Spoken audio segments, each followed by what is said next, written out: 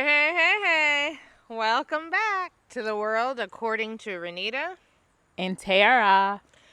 Okay, so big announcement that we put on Instagram, and if Tara, are you on Facebook? Because I am not. To let the social media world know, so we need to really highlight it, is we changed our name from Raising Black and Brown Boys to the world according to Renita and Tara. We will still be addressing, because we will always be mothers to brown and black boys.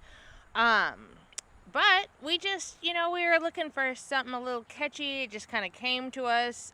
So if you checked out our Instagram stories or our post, we let you know it was a new name, but we still can be found. Our old episodes still can be found on Podbean on Raising Black and Brown Boys. But our new episodes are now on YouTube. So I think that's really easy for you all to access, right? And catch us on the good old YouTube. Tara, anything? No. All right. We want to... Okay. We want to thank, again, I know we thanked them, I think, at the end, and I'd like to thank our family, and any friends of ours that are listening. Because we are each other's only friend. Jokes. Maybe not jokes. It might be reality. You guess which one. What's the truth? What's the lie? No, we want to thank you for your continued support, as even when we move from Podbean to YouTube, we still appreciate that support, and I hope you all did your homework. Tara gave you the homework of recommending this podcast to someone else and encouraging them to listen so we can get some more followers. We hear from you all, then we want to hear maybe things you'd like us to discuss or speak on, or some of our experiences, or a question that you have that you want to hear our opinion on. So, yes, please continue to do that homework. It helps us. Excuse me. Last week we spoke about the pandemic, right? And we discussed how it affected our, and currently affecting, our personal and professional life. So part of some things that went down, unfortunately, of course, but unfortunately, on top of a pandemic we've got pandemic, we've got people frightened, we've got people concerned, we've got people struggling. Losing their jobs, exactly. People just dealing with either themselves, family members, friends, co-workers actually getting COVID, and dealing with what that, because that experience takes on something different in each body. So we have that, right? And then we also have racial brutality, police brutality, racial injustice, all going on in the mix. And let me be clear, we are very aware this is not, it didn't just begin in the spring of March 2020. Right. Or spring/March 2020. This has been an ongoing thing. So we would like to address how we took in this information, what that was like. Tara, what I was thinking is maybe, we can do it however. We can speak on it and then bring it down to how this affects us raising brown sons, or you can mix it in. As I'm saying this, see, we don't rehearse these things. This is live, real, and raw, so I want y'all to know. Sometimes we separate things, so how we're going to bring this to you. So do we want to start with, like, when you first heard the George Floyd? Do you want to start with, how do you want to do that? Yeah, you can just start there. Okay. So, like I think a lot of people... Seeing that video, first of all, I want to say there's a lot of research, and I need to probably follow this up and put some information out there. about the idea of seeing specifically people who look like you. It's like it's traumatization. Watching someone who looks like you, looks like your family members, being killed right on camera, right? And so I remember at first it was like, I don't want to actually watch this. I felt like I know what this looks like. Now, has it happened to me personally or specifically in my family with murdering? No. But the idea of watching that and feeling like, damn, again. Again, yes. And the pain and the anger and it also, for me, can make me sick. Like, I remember feeling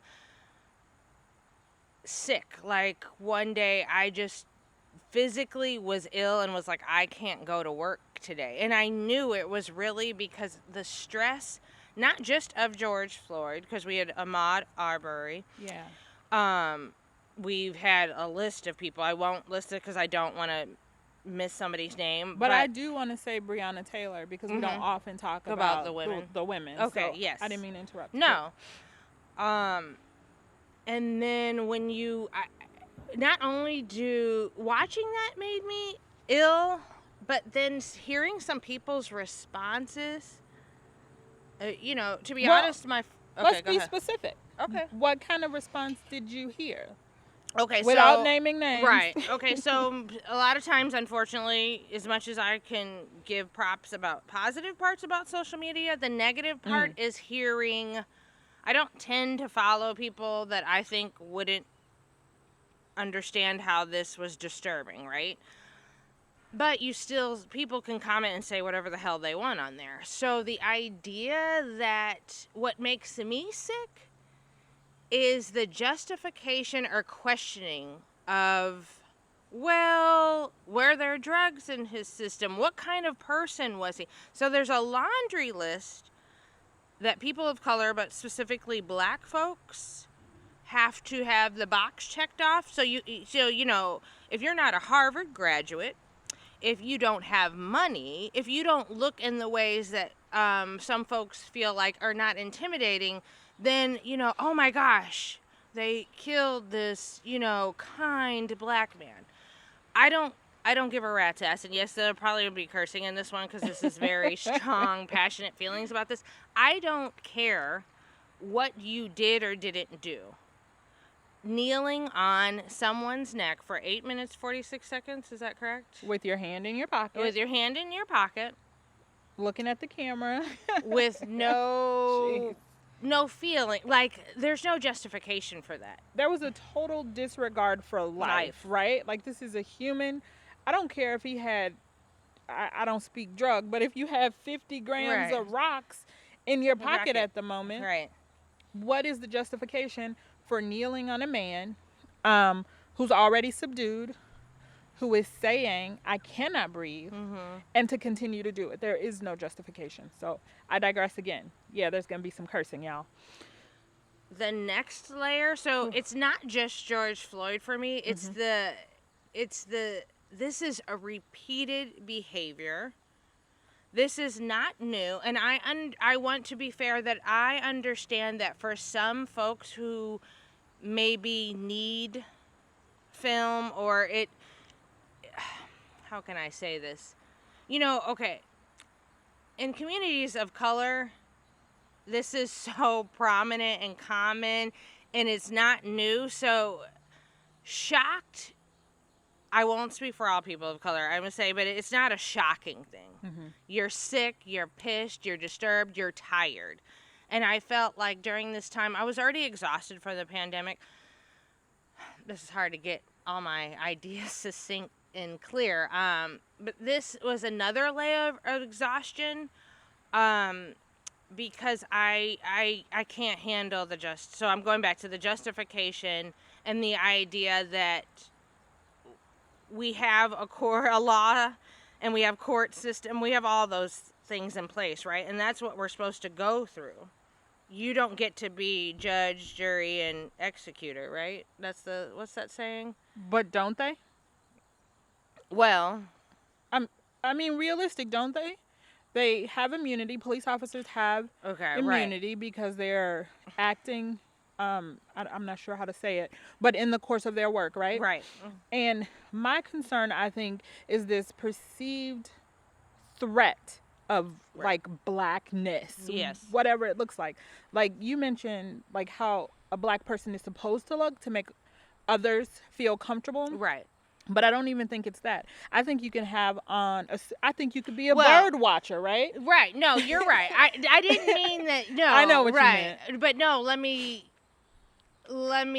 Okay, no, go further on that because we should probably go back and forth about that piece to explain it. Go ahead. I don't know where I was going. You were saying that you don't think, what I was saying is this list of kind of like, well, when we find out you're an okay black person. Oh, yeah, when we sign off. Yeah. Then we're like, oh my gosh, that shouldn't have happened to you because, I like Rodney. Rodney's a nice, kind man who went his college education. Okay, so that's what I was saying. But what what I want to be clear is I'm not saying that if you wear a suit or you are perceived to have money or you live in a certain neighborhood, this doesn't happen to you. That's not what I'm saying. Okay.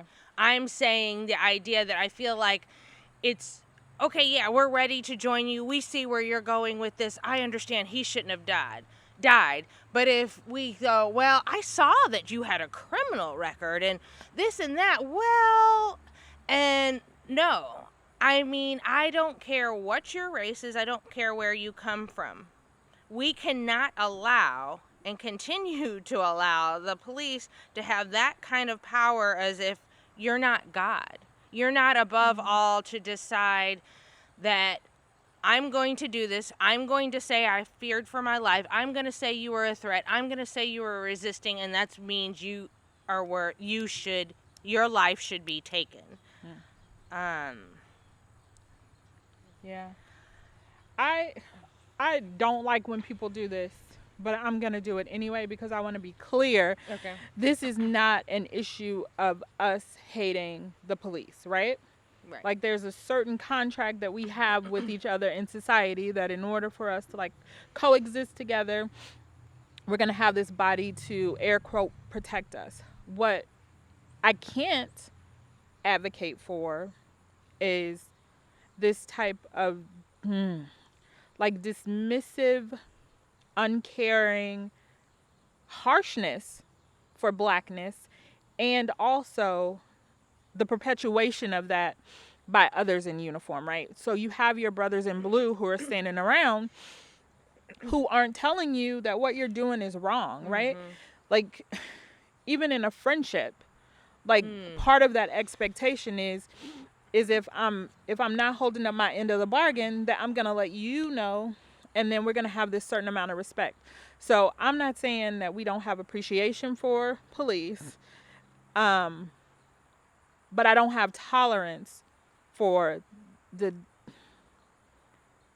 just this brutality. I don't, and I won't go. Are you sure? I'm positive. Okay, so to kind of piggyback, that's some people's favorite phrase off of what Tara's saying.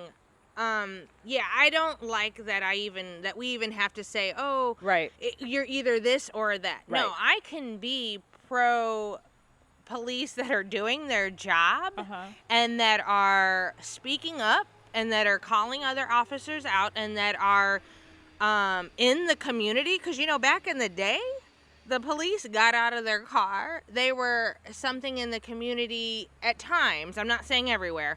There were times where it was like we build a rapport with you. So we knew when Officer Johnson was coming down the street, well, we at least had a conversation with Officer Johnson. And I feel like, and I'm going to be clear, I didn't say that's in every community. I'm not saying that happened all the time. But there were a lot of things that when you get to distance yourself from the community and go, they do this, and then I leave, and us over here do this, that to me automatically creates a you versus me, they versus us type situation. So, I'm sorry. I'm getting no, don't be sorry, but that almost sounds like our another podcast where we have a conversation about like police living where they work, you know, and yeah. I think that's a conversation we can have. What I want to ask is, you mentioned earlier Mm-hmm. that you couldn't go to work one day Mm-hmm. and that you felt ill. Mm-hmm. Like, what did you do to process that? Like, are you having conversations when you look at your little boy and you feel that kind of like hurt and trauma? Like, how are you processing this in the world as a black woman, a biracial woman, a mom, Mm-hmm. you know, the wife of a black man? Like, how do you process all of this? No, that's a really good question. So that day I talked a lot. I mean, just to back up a little bit, I've grown up talking about race a lot, so I just want to put that out there. That is not a pat on the back. I think I'm a great person. I'm saying it because it's comfortable to me. This is not uncomfortable to talk about because I grew up in an interracial family. So to me, there was no getting away of not discuss race because it was right in our faces. And then people put things in our faces. So my parents, to me, doing what I think great parents can do, they talked about it. They sorted it through with us so we could be prepared for this world. So let me just say, so back to what you're saying is talking about it is very comfortable. So I was talking about it with my husband. I was talking about it with my parents, my brother, my cousins, family members. I don't know how much we talked about this. But I mean, clearly we've talked about this before. Right. For me, I do have to process a lot because I know my feelings are anger and sadness, and knowing, like, then when I can move past that, realizing what can I do, because I personally believe everyone can do something. Now, don't misunderstand that, because folks will be like, well, I'm one person, what can I do? Hold up. It doesn't mean you turn into a lawmaker or a policy changer. Yes, those are great things and we need that, right? But don't underestimate the power of an experience or an exchange with somebody. It could be sticking up and speaking up when you hear something. It could be having a conversation with a friend. It could be, to me, for a lot of people, having an uncomfortable conversation, because that can lead to something. Somebody hearing you listening to someone, right? Especially if, for instance, someone, and to me, yes, it's obviously a big racial piece, but there are plenty of white folks that have had experiences with the police. Okay, so my thing is talking to someone. Let's say you go, the police have always worked well in my community. They come when I call, right? I don't feel fearful. That is awesome. People, trust me, people of color, black folks don't want to feel this. This is not fun.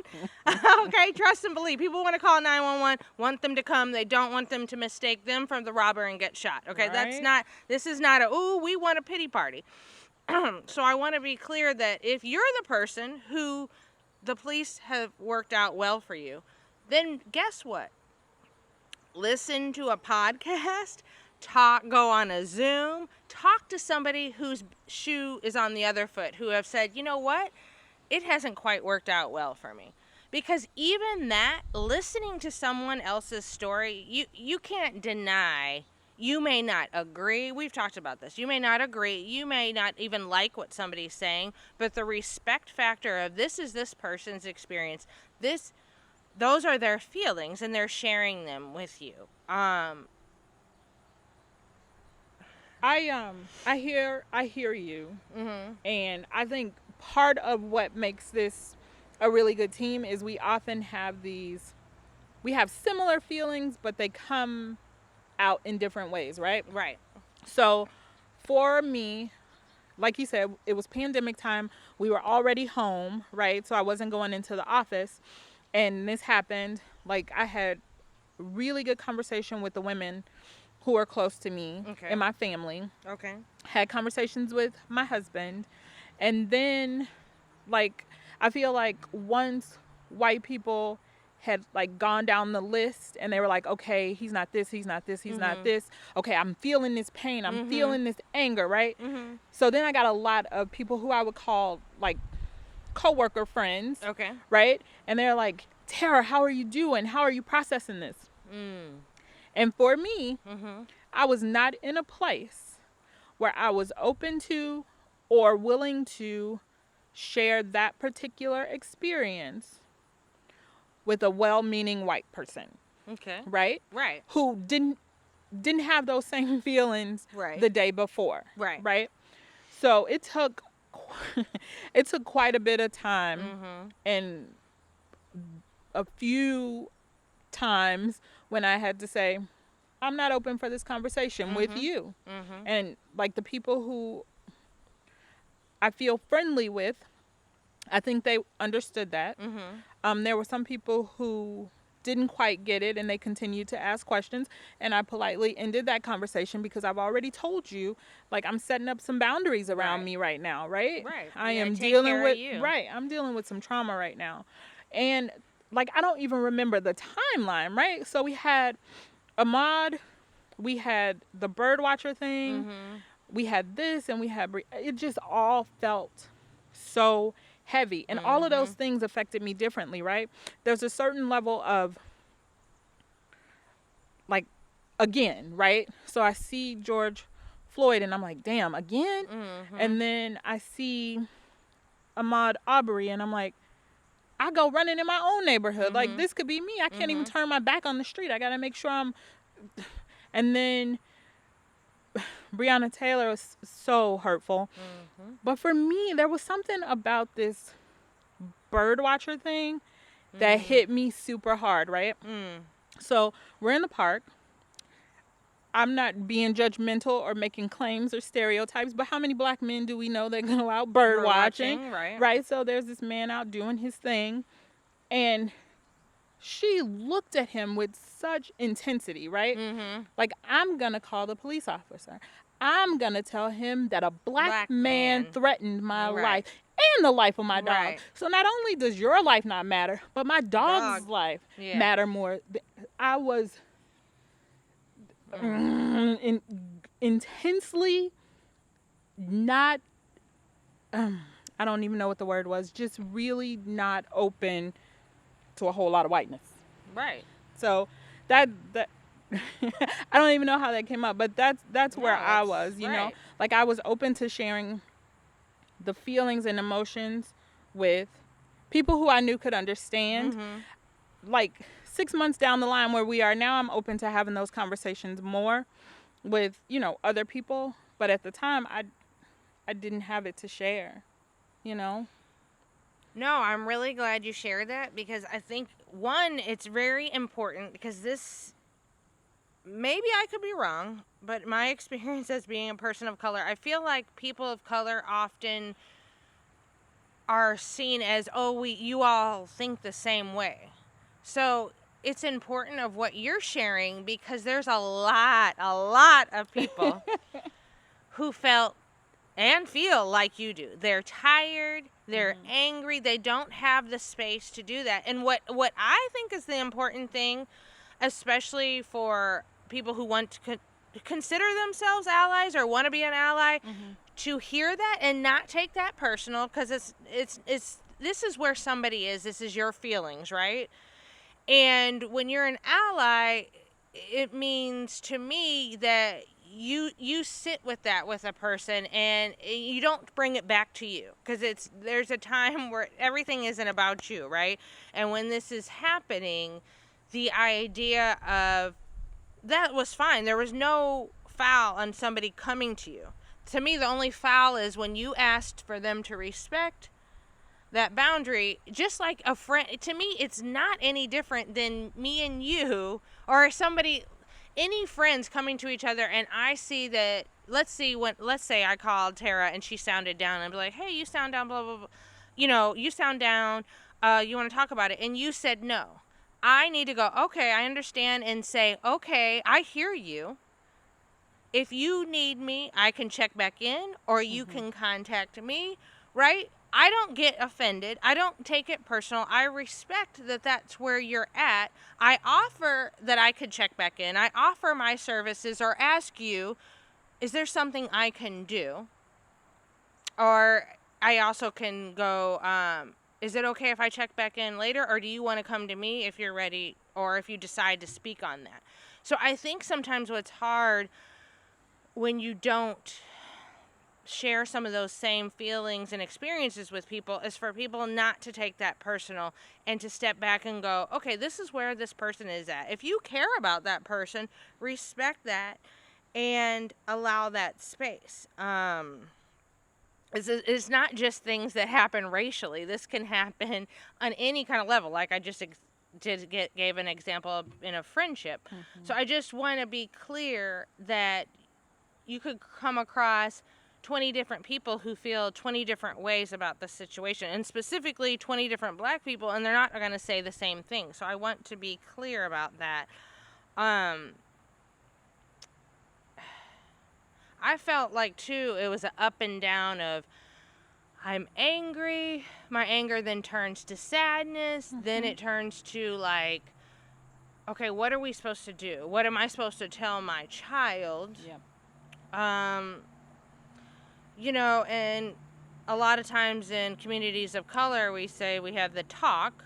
It's where you sit down with your child and explain how, to me, you explain, or how I would say it is, because of the color is your skin, you may not even open your mouth, son, but because of the color of your skin, you may be seen as a threat, you may be seen as scary, and I'm going to prepare you so when you go out in the world, you know, you stand up for yourself, but you also respect, if, you know, specifically with the police situation.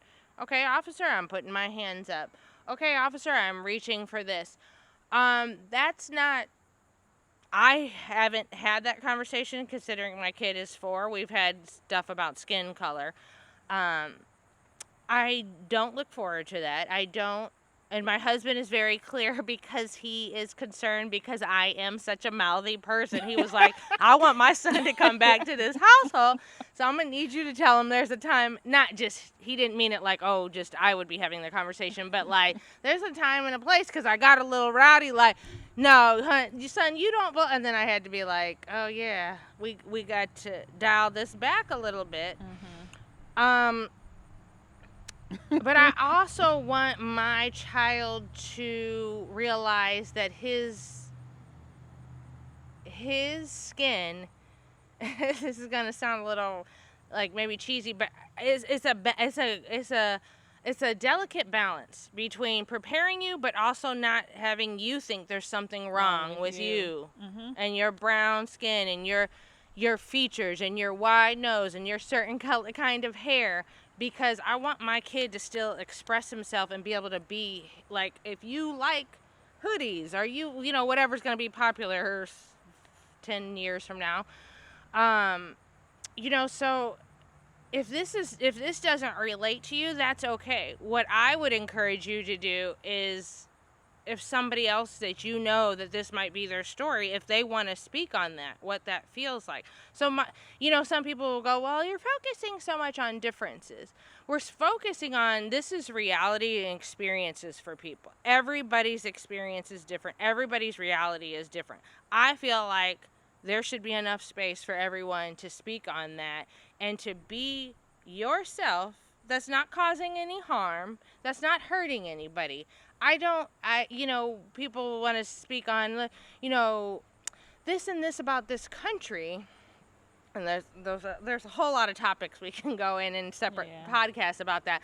But the idea that we want to say this is a free place, but asking people, do they feel free? Do they feel like they can be who they are? Or do they have to dial it back? Do they have to be nervous? I mean, I will tell you, my husband has no warrants. My husband has never been to jail. And that's not a list of saying he's a good guy. It's to say he will be driving and tell me, I've seen it. I've seen it myself. He's done it. And of course he drives by himself.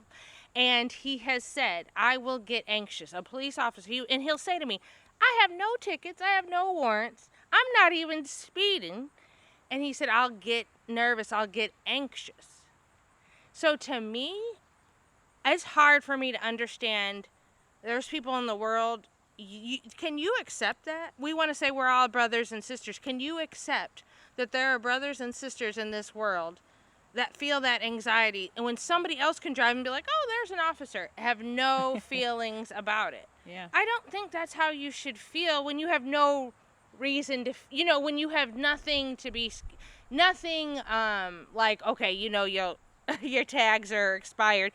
Okay. You know what I'm saying? When you have a legit thing that you could be pulled over for, right? I can't be okay with that. That's not a world I want for anybody. I don't want anybody to be driving along, minding their own damn business, not even driving, doing anything in this world, minding their business, and feel like, oh my gosh, if I step into this store, or if I turn, like specifically here where we live in St. Louis, right? It is a segregated area. So if I go into this neighborhood, I need to be nervous because I know the police are going to be like, okay, wait, hold up. Why are some people of color? Why are black people? Why are you in this area? That's heavy. Yeah. It's heavy. Yeah. It's heavy. I understand what your husband felt, right? Mm-hmm. I have that same kind of anxiety. Okay. In fact, our insurance cards, we can get them electronically. So, if we need to show our insurance card, we can just like pull up the phone. And now I'm like all stressed out. I'm like, make sure this insurance card is in your car so that your phone is available so that we can have a conversation if you get pulled over. If there's a cop behind me, I want to make sure I can go to the most well-lit spot possible so that if I die, it can be caught on camera, right? Because I know I'm not doing anything wrong. So I need somebody to see, and I need somebody to like say something after I'm long gone. But you mentioned like being in community with each other, right? Like being in a world where we all feel connected. You mentioned St. Louis, like we are really segregated. And I think it's really hard to feel in community with someone that you don't have like That's that true. kind of close connection with, right? Right. Like we're in a space where we don't necessarily have to ever see each other if we don't want to. If you live on the north side, you don't have to see a white True. person. Right. If you live in Chesterfield, I mean, how often do you really need to go and see a black person? But to like step outside of your community, whatever community that is, and try to form like real like you can have a friend who you think of as family, right? Right.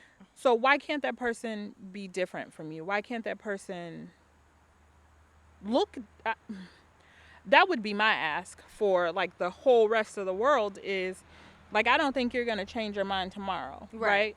But if you can go find someone that you can connect with who doesn't look like you, then I think it's easier to make the leap to, oh, that was wrong. That man being brutalized was wrong, than if you don't have those connections, because it's easier to be us and them.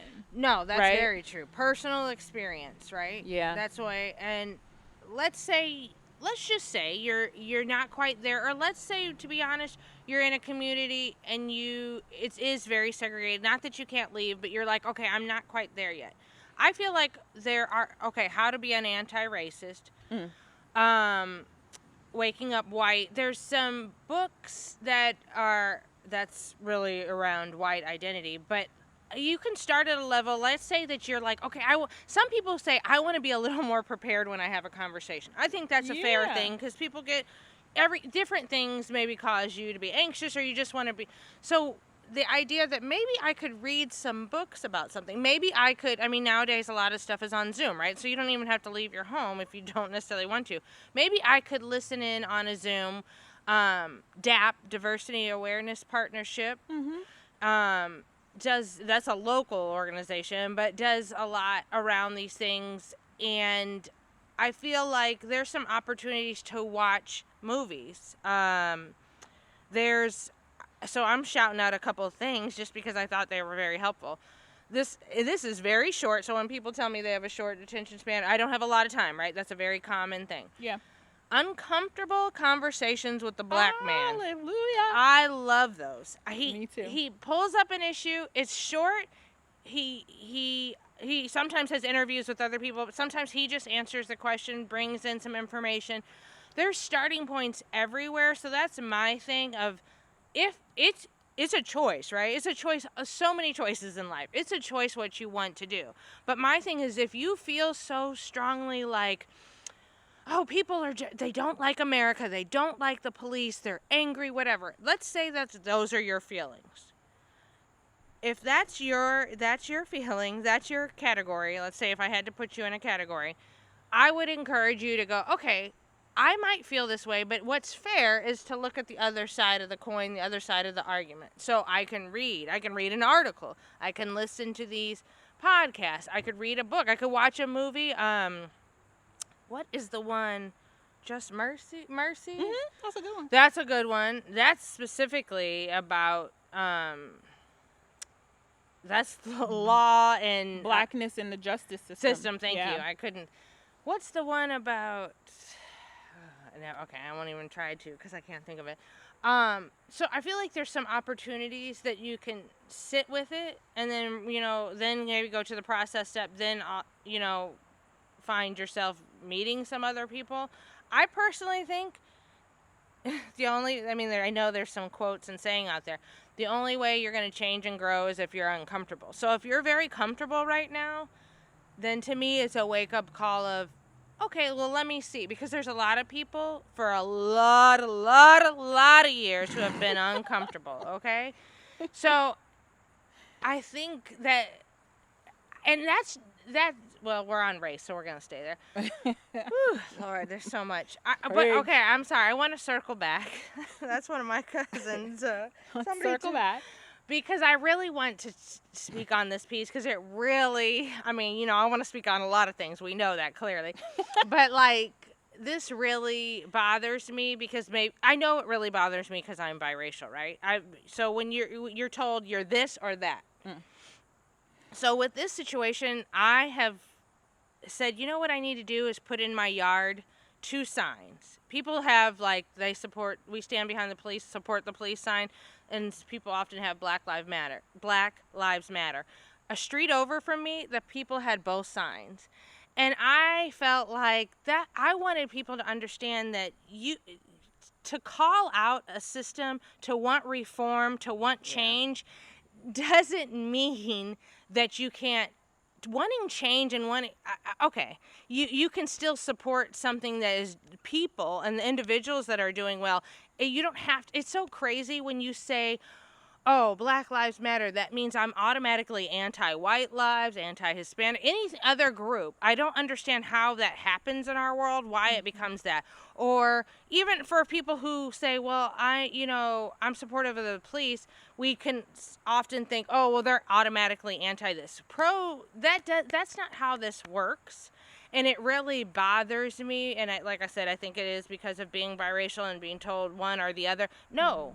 I can have the duality. I can have those feelings. Because you said this before, but I really want to understand, I am not a person who, I haven't. So that's why I want to be clear. I personally I've had, some jerky interactions with the police that I wasn't quite sure if it was racial or not. And I've had great experience where a police officer stopped and literally got out of his vehicle, which I just was already like, oh, he's getting out chatting with me and my son at the park. And I felt like it was genuine, not like, oh, let me pander to this, what I was probably perceived as a black woman and this black kid. I felt like it was a genuine thing. And my child was little and he asked about my son's name and age and spoke to him and then put him in his vehicle, told him to push all the buttons, whatever. Aww. So I want to be clear, I'm not trying to be oh, beat up the police. And I'm not one to think, I don't like when you put all category. No, right. I am not foolish enough to think that. And there are, I don't even have any police officers in my family. I didn't grow up people bashing the police. I've heard of experiences, but it didn't turn into, well, now all of them are this and that and that. And I guess I get stuck on that because it bothers me that it's you're this or that. And I don't feel that way. I feel like I can support when you're doing any category. If you're doing well and doing what you're supposed to be, I have your back. So if you're an officer out there doing that, yeah, I don't. Okay. Preach on, sister. No, I mean, it's just, I feel like it's we often live in very divisive world, and there's a lot that I think is done to create that. Yeah. And I think we have to stand up and fight against that and go, hold up, because I stood up for this, I am a feminist. Does that make me anti-men? Some people really think that. I've heard that. So I know that's a whole nother topic, but I just want to, it bothers me so much because I'm pro-biracial people. It doesn't mean I'm anti-monoracial people. It means, yes, I am about... Hold up. Am I monoracial? Yes. Is that a thing? Yeah, one race, biracial, monoracial. Man, you learn something every day you on taught this me podcast. ambivert last time, so I'm teaching you. I am monoracial. I'm a little disappointed. I want to be.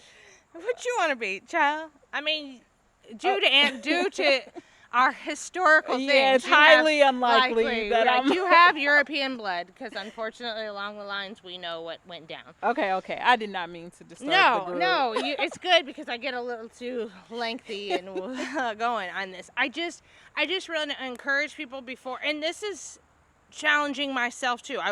Let me get on that too. Challenging myself to not try to put somebody in a box because somebody says something. Make sure, do we listen? Do we listen to reply or respond? Are we listening to really hear and understand the person?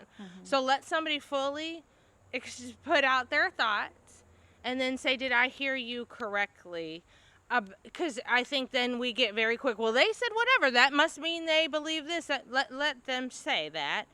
And let's encourage, because, my brother pointed this out. He was like, I've seen some stuff where somebody might have this sign up or they'll say something and you talk to them a little bit longer and they're like, well, and they start explaining. So they don't exactly, like, let's say they're wearing, I can't think of a good example, but, let's say they have I support the police sign. And so if you go further, they'll go, yeah, I support the police, and I think this is a tough job. I don't support that. I don't think if somebody's doing their job and they're using force.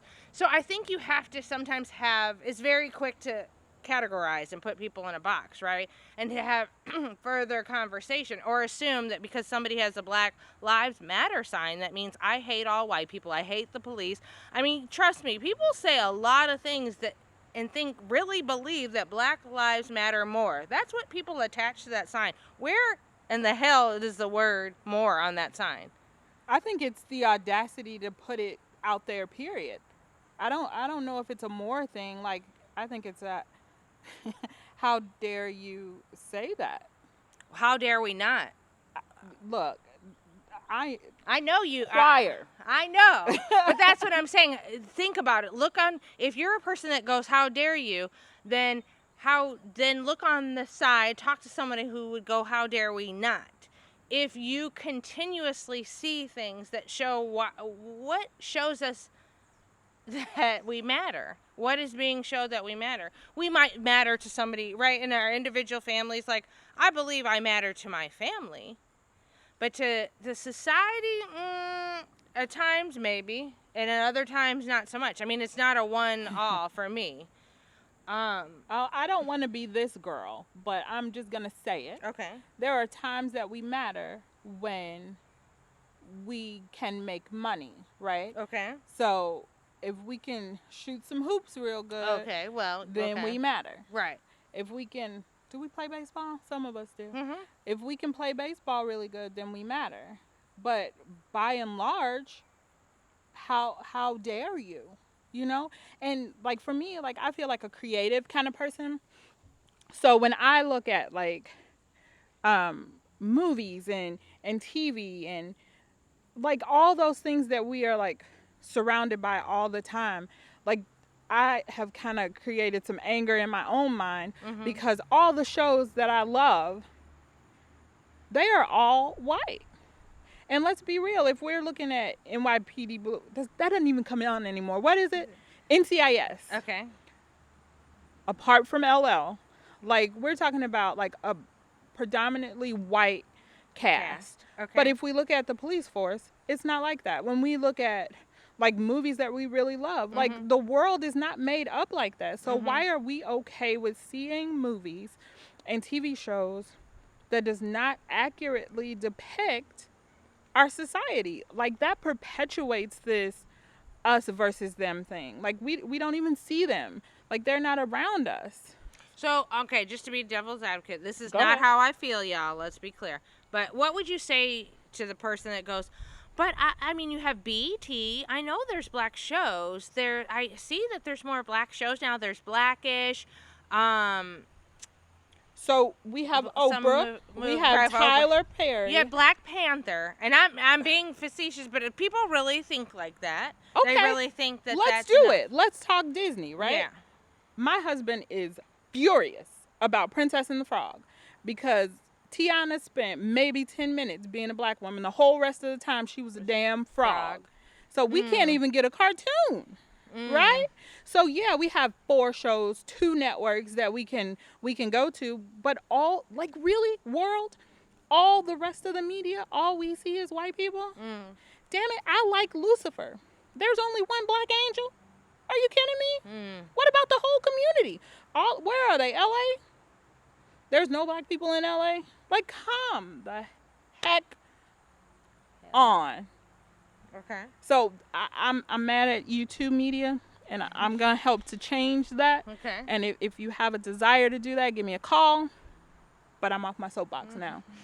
But that's why. Okay. Like, how dare you put Black Lives Matter? You are making me uncomfortable in my neighborhood. Right. I think that that's another piece to speak to is what feelings when someone wears Black Lives Matter shirt, they put up the sign, they protest in March. I did that. Oh my gosh. That makes me uncomfortable. I don't know what to do with it. Maybe I'm confused. And because that brings up feelings in some folks, I think because that's uncomfortable, what do we often as humans tend to do? Shut things down when they're uncomfortable. Oh, we're not going to go there because it's uncomfortable. But I feel like however you label it, because I don't try to tell people how to feel spiritually, whether you label it higher power, God, Allah, whatever. I believe it's the higher power trying to tell us something. When we're uncomfortable, it's something I think we have to look at. And it's not just around race. There's a lot of things that bring up uncomfortability for folks. So to me, I would encourage you all, when something is uncomfortable, look into that a little bit more. And let me be clear, I was just speaking to my mother about this. This is a journey. This is not a sprint, in my opinion. This is a lifelong thing to, in the sense of working through issues. They're not going to change overnight. Change does take a lot of time. We're humans. We're resistant to change. It's inevitable, but we're still resistant to it. So it takes time, and that means it's exhausting and it's frustrating for people. But I want to there's no quick answer that I give you these 2 things and people will shut up and they'll be fine. And I think that all of us have to remember that everybody's in a different place. Somebody just woke up in March 2020 and realized what was happening. Other folks knew in 1950. Other folks knew in 1900. Some folks learned in 1990. So we're all on different places, and I think remembering that, because I think that gets challenging when you have these conversations, especially in a group, because everyone's coming from a different place. And really, my thing, and like I said earlier about challenging myself, so I'm challenging you all to really listen, not listen to respond or reply. And trust me, this is very hard for me on these subjects, especially to not listen to reply. Because I do feel strongly. This is very real. It's my everyday experience, my life. And so I feel strongly about that. You all, I'm sure, have picked up on previous episodes, if you've been on listen before, I mean, my biracial identity is a very huge part of my identity. But people confuse, sometimes there is anger, but sometimes I think being passionate and anger get confused. And why are you talking like this? Well, first of all, people are allowed to be angry, so I'm not dismissing that. But also understanding when somebody gets passionate, instead of getting so in your feelings, is to listen, like, why is this person? And even if they want to share, ask them, why does this make you angry? What is this? Why are you so passionate about this? And maybe somebody will want to share about that. Because instead of, sometimes people are so quick to be like, oh my gosh, they just got so angry, or they were just so worked up about it, so I stopped. Well, maybe working through that and understanding why. Because you spoke on that, so I kind of wanted to come back to how you progressed from the space where you said to folks, hey, my white brothers and sisters, I'm not quite ready to speak, and how 6 months later, can you walk us a little bit through that process? Are you aware of what it took to maybe get to the place where, okay, maybe I can have some of these conversations now with my white brothers and sisters? I think it's maybe a little bit of what you said, to go through those stages of grief, right? Mm-hmm. So I'm mad, I'm sad, I'm hurt, like to go through all of those and process those with people who I feel have a right to my story, right? Okay. Who I feel comfortable to share that story with. And then realizing that I have a little boy who's about to come up in this world, and I can be an advocate for him and all other little boys and girls, and to help, like, well-meaning people get there. Because while I do think you can do a lot of it by yourself, you know, you can do your own work. Right.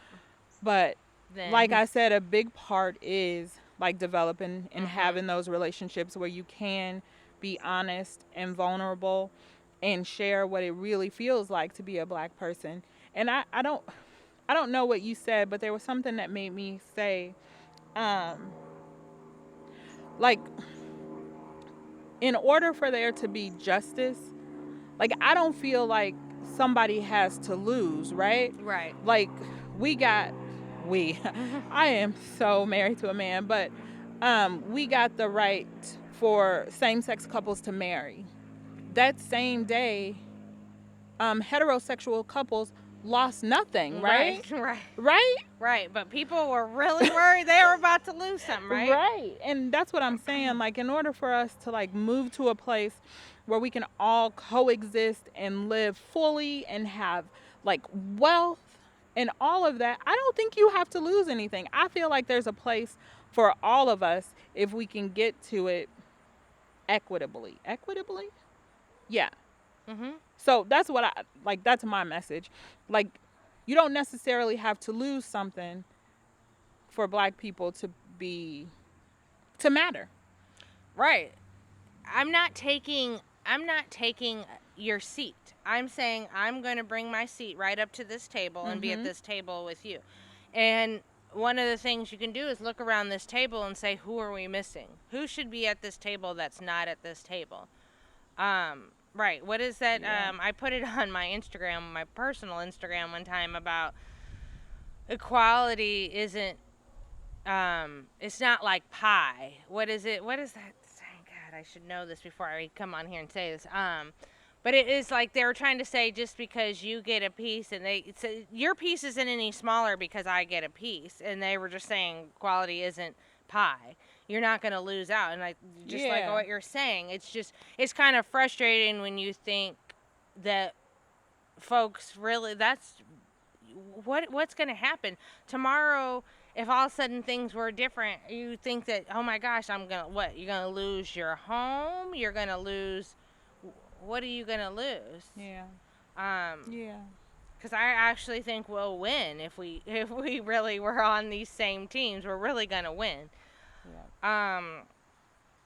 Do you feel, your son is a little older than mine. Have you had any conversations or anything you want to speak to on, is any of this changed in the more recent months? Because you've been black your whole life, so this is not like Truth. I'm just saying, like, is anything, I don't know, that relates to you being a mom and having a son, and any experience or anything you might want to share that's maybe been tipped off, or Maybe quickly having that talk earlier than mm-hmm. maybe I probably would have. And our talk, he's young also, so our talk was really brief. You know, I think we had the TV on and he saw the baloney.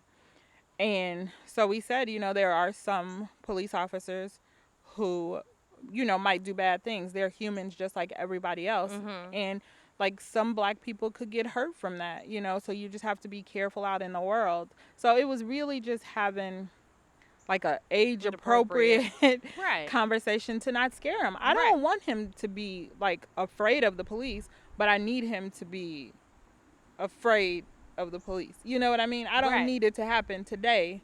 But then again, damn it, Tamir Rice was what, 10? 12. So yeah. I don't know. I don't know what the right answer is. I don't pretend to be an expert on this at all. But I do know that the talk started earlier. Okay.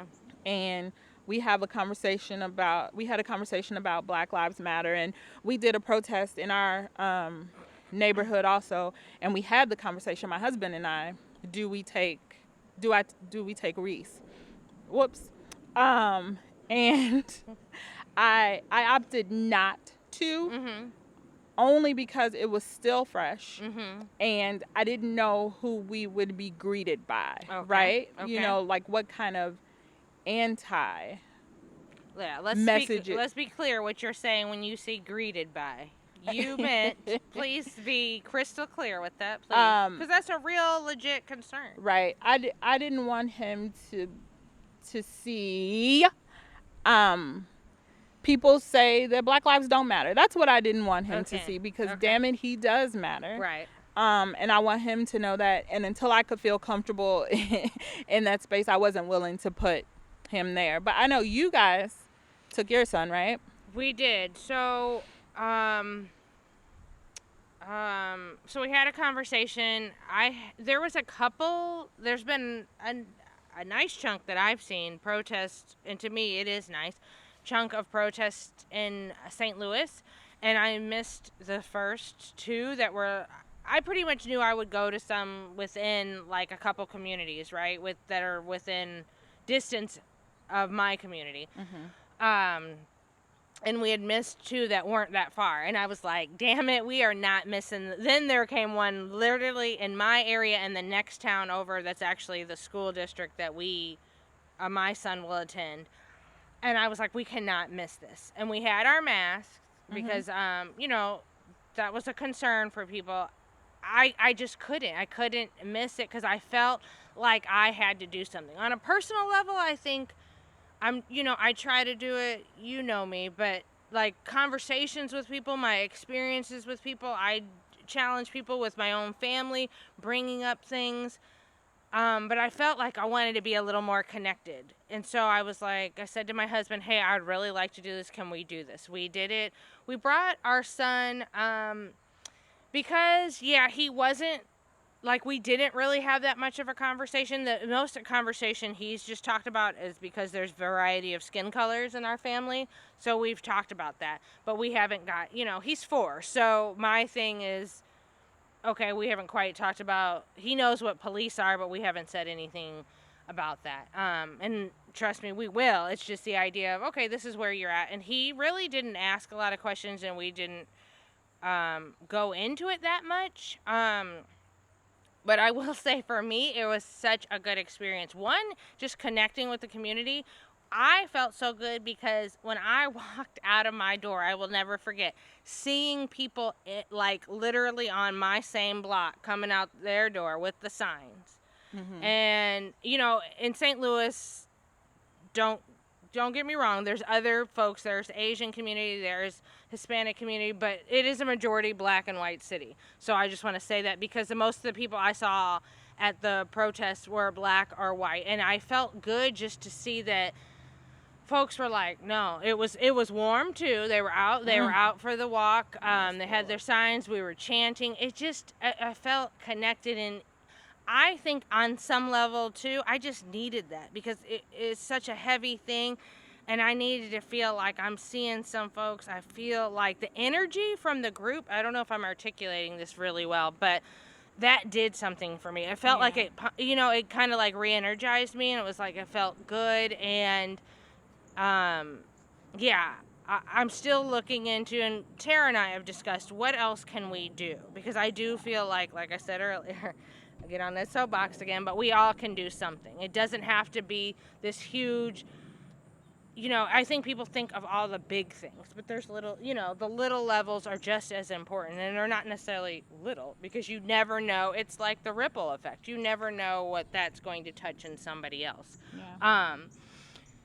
Well, you mentioned your neighborhood, and I want to say that my neighborhood also came out in force to that protest, which was heartwarming. There was only one person who was not in support of Black Lives Matter, which How did they show that? Can you let's be really explicit of talk about what that was like. What did you see? I mean, how did you know? I just want to be very clear. Okay, so I'm making an assumption that this older white gentleman who came and parked his car at the beginning of this march with a sign maybe half the size of his car that said Blue Lives Matter. I'm making the assumption that for him it was in protest to the idea that Black Lives Matter. So. And there's I don't know if this should be a separate podcast, but they're not blue lives. That's a uniform. That's not your skin color. Amen. And so it really irks me when Nope, we're not going there. What we are going to do, we are going to leave with an idea, right? Okay. So what's the idea? What can people do? You gave some resources. I also know one. I'm giving a shout out to my girl Maggie. She is the board president of this group called We Stories. I don't want to pretend like I'm an expert on that either, but what they teach anti-racist ideas to babies, really. You can start reading books with Black or multiracial, different racial protagonists, and they just start at a really, really young age. And I think if we do that as a community, I think that's a dang good start. Yeah. What else? You're normalizing it. Yeah. So we talked about books out there. I mean, the very popular one is How to Be an Antiracist. Read ones, whatever your racial identity is. There's a lot of books on that identity process. We can list some movies that if you want to check out a movie, I can list these things. I think I can add these on our YouTube so we can put it out there. Look in your local community, because there's, within the city that you live in, there's some kind of diversity or anti-racism organizations. And like I said, the pandemic doesn't shut that down in the sense of the capability with Zoom. So yes, it may not be the same as going into the conference, but they're doing that on Zoom. So, maybe going into something that's a little this is a little out of my comfort zone, this is a little out of my wheelhouse, but I think that's good. So having a conversation and listening to a podcast, not just ours, yes, we love ours, but other ones, watching a news channel from a perspective that you don't typically listen to, just to hear another side of the coin. I just really think it's so easy to say, you people, or you do this and this. Just listen and stop for a minute to listen to another story. I love it.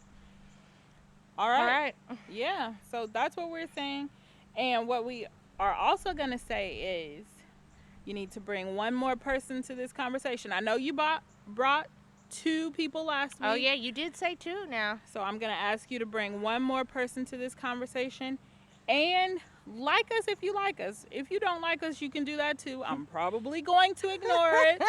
But let us know that what we're saying is touching you in some way. Yeah. How is it speaking to you? Yeah. Comment. We want the comments. Do we though? What we do. We don't. Okay. You can disagree, but what you can't get on here is be hateful and vile. Now that we will shut down.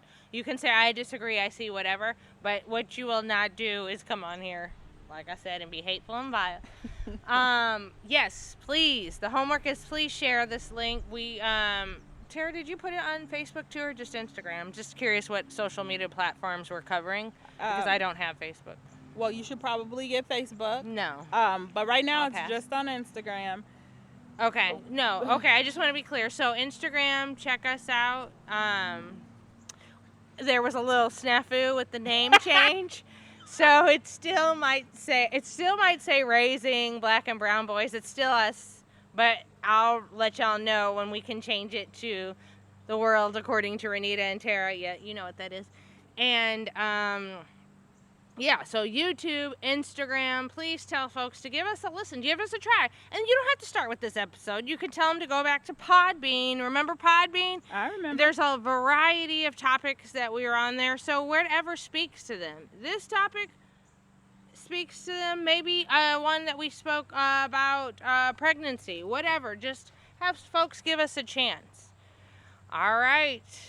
It's been real, and we...